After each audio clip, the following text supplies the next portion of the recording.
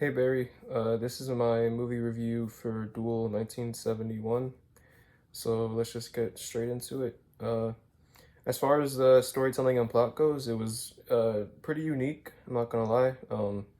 It was about a guy who is on his way home from I think a business trip or work or something like that, and he is on the phone with his wife and he's trying to go home, and on his way home, he's basically pursued by this truck driver, and the truck driver, as seen in the film, is basically trying to derail or to get closer to the point to trying to kill him.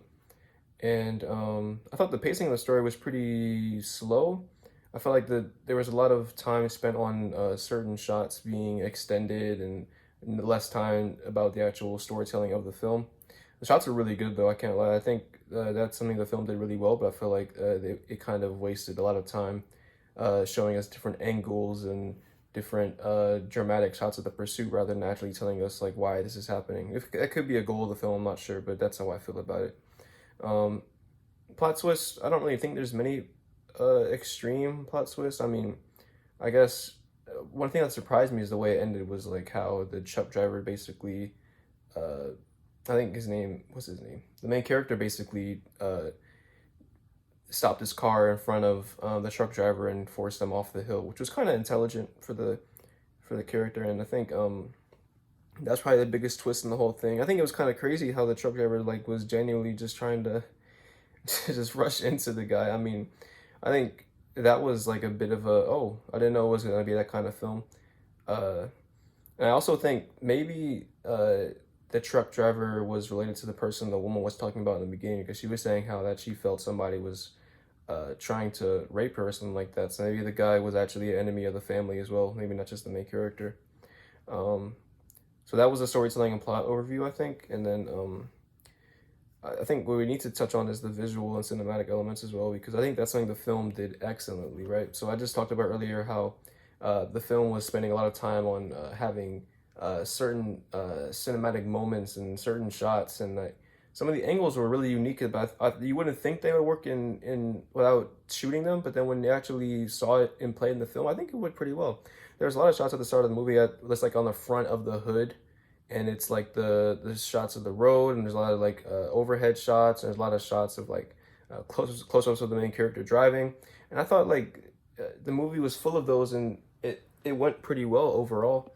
um I think like as far as the angles go overall, I would, if I had to rate it, I would give it like a 9 out of 10, just because I've never seen a film, maybe that's just like a 70s thing, I'm not sure, but I've never seen a film uh shot that way before, right?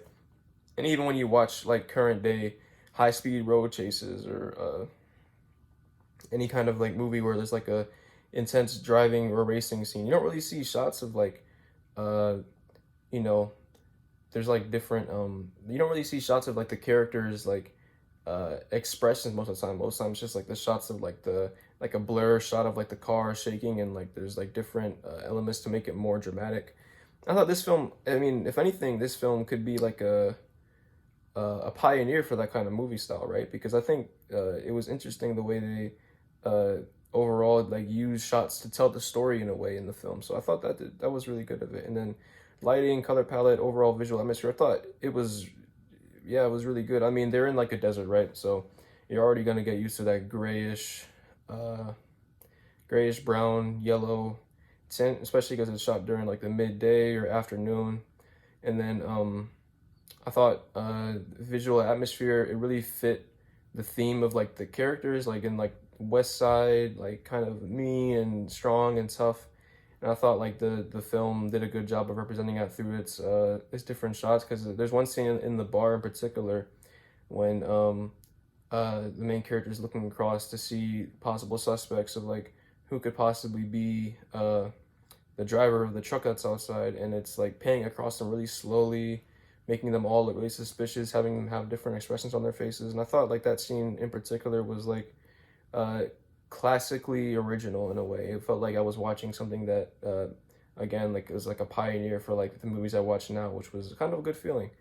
Uh, any visual metaphors or symbolism used to enhance the storytelling? I mean, um, I don't know.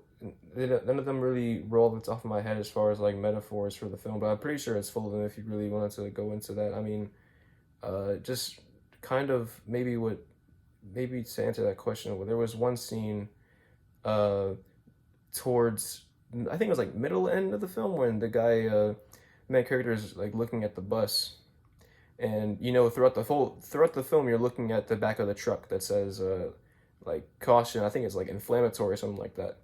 And then in that scene where he's looking at the back of the bus, you see all the kids like mocking him, and he's kind of getting upset. It's almost like he saw the kids as like the inflammatory word. I don't know if that makes sense, but it felt like there was a symbolism between like looking at the back of a larger truck and like that mocking him. And I felt like throughout the film, the guy, first off, he wanted to get around the truck in the first place. So it's almost like he was trying to get around the truck that was mocking him in a way. I don't know if I put that together in a way that makes sense, but hopefully you can understand a little bit of that. So, um,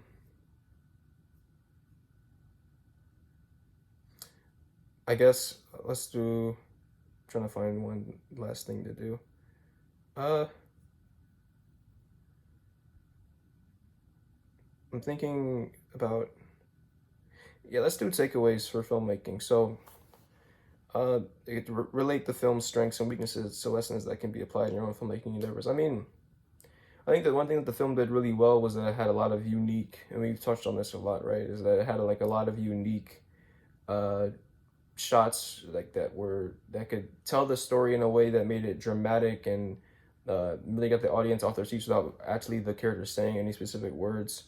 I thought that was done really well. One of its weaknesses, I would say, was that it almost spent too much time on those. Like they're really good, and I'm not saying I don't want to see them, but I feel like at a certain point, it got kind of repetitive because I felt like we were spending almost like 5 to 10 minutes of seeing the dramatic shots between the big truck and the smaller vehicle, and it was just like, okay, let's move on, right? So I think that's one of the things I didn't like about the film. Again, I think that might be a intentional thing, and if it is, then you know it's an interesting way to shoot a movie. But I mean, I thought that the blend of having those shots made the film, it made it kind of it's a good and evil kind of thing. Like it did really well sometimes. I think it did really poorly other times. But I mean, overall, like the shots weren't bad.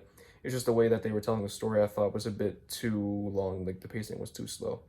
And then discuss how the film's storytelling techniques and creative choices could inform you on your own projects. I mean, definitely.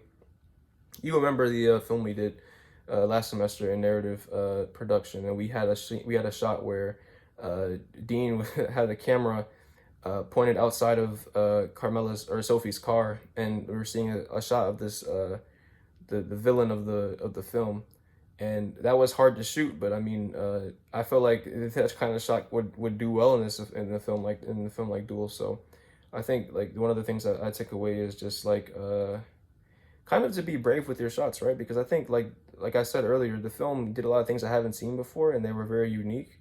And a lot of them didn't work, but a lot of them like I think did really well. So I think it's kind of like a bravery thing of like take a risk with certain shots. Don't be afraid to change up the composition sometimes. Like it's more like a thing where I think it's less of me taking inspiration literally as far as like those shots I will use in my films, but more like there's different ways to tell stories through cinematography, right? And I think that's one of the biggest points I came away from the film with. So yeah, that's my movie review. Hopefully I checked all the boxes, and see you on Tuesday.